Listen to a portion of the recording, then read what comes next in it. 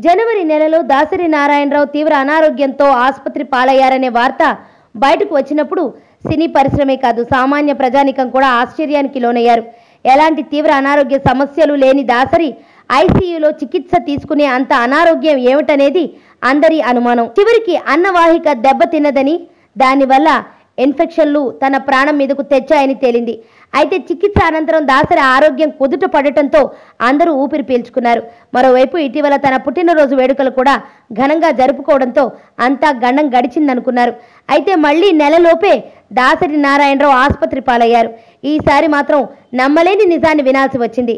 2 major ఆపరేషన్లతో గుండె తట్టుకోలేకపోయింది. దాసరి నారాయణరావుకు వయసుతో పాటే వచ్చే మధుమేహం తప్ప మరే దీర్ఘకాలిక వ్యాధులు లేవు. అయితే బరువు తగ్గేందుకు దాసరి తీసుకునే నిర్ణయాలే ఈ ఘటనకు కారణమని అనుమానాలు వ్యక్తమవుతున్నాయి.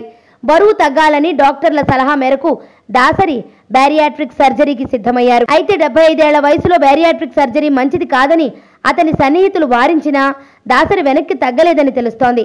అయితే ఈ ఆపరేషన్ అత్యంత క్లిష్టమైందని డాక్టర్లు చెబుతూనే ఉంటారు. బాడీలోని కొవ్వును బయటకు తీసే క్రమంలో పలు సర్జరీలు చేయాల్సి ఉంటుంది. ఈ క్రమంలోనే దాసరి అన్నవాహికకు గాయం అయినట్లు ప్రచారం జరిగింది. అయితే ఆ విషయాలనే ఇప్పుడు దాసరి కుమార్తె హిమాలయ ఇలా వివరించారు. బరువు తగ్గేందుకు తోడ్పడే సర్జరీ ఒకటి నాన్నగారు గత ఏడాది చేయించుకున్నారు. అప్పుడు అది బాగానే పనిచేసింది. అయితే జనవరిలో రెండోసారి కూడా అలా బెలూన్ వేయించుకునే సర్జరీకి వెళ్లారు.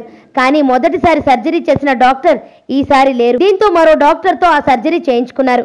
ఎక్కడో తేడా వచ్చి ఇంటికొచ్చాక అది సీరియస్ అయింది. మళ్ళీ ఆసుపత్రికి తీసుకెళ్లి చూపిస్తే సర్జరీ ఫెయిల్ అయింది. ఈసోఫాగస్ లో బెజ్జం పడిందని చెప్పారు.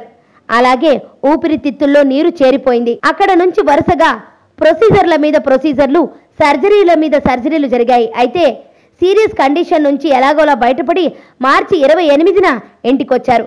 అప్పటి నుంచి పొట్ట దగ్గర ట్యూబ్ ద్వారా ద్రవాహారం తీసుకుంటూ కొద్దిగా కోలుకుంటూ వచ్చారు. అయితే మామూలుగా నోటి ద్వారా తినేలా అన్నవాహికను పునర్నిర్మించేందుకు ఇంకో సర్జరీ చేయించుకోవాలనుకున్నారు. దానికోసమే మే 3వ వారంలో ఆసుపత్రిలో చేరారు.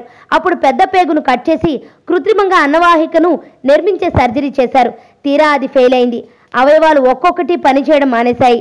జరగరానిది జరిగిపోయిందని హిమాలయ వివరించారు. అధిక బరువు తగ్గించే సర్జరీలు దాసరి మరణానికి కారణమంటూ స్పష్టం చేశారు. నువ్వు నాకు నచ్చావుతో తెరంగేట్రం చేసిన ఆర్తి అగర్వాల్ కూడా అధిక బరువు తగ్గించుకోవాలనే ఉద్దేశంతోనే ప్రాణాలు కోల్పోయిన విషయాన్ని మరోసారి వెండితెర ప్రముఖులు గుర్తు చేసుకుంటున్నారు.